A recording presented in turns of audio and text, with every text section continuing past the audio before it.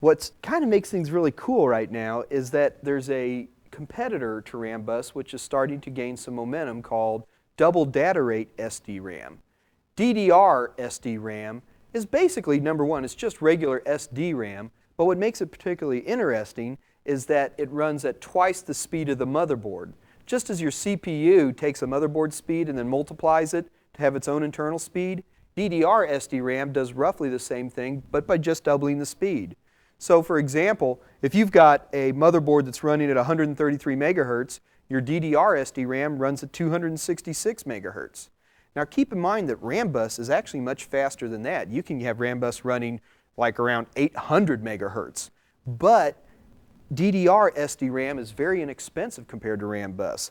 The RAM bus that I have right here in front of me currently sells at roughly 6 times the price of current SDRAM, whereas DDR SDRAM is currently running at maybe 50 to only 100% of the cost of regular SDRAM.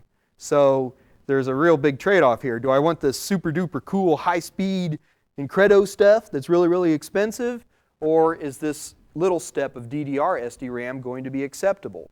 It's going to be interesting as we watch these two technologies evolve over the next few years, and it will take years to get this finally settled out. Who's going to be the winner? DDR SDRAM or RAM bus? Hard to say.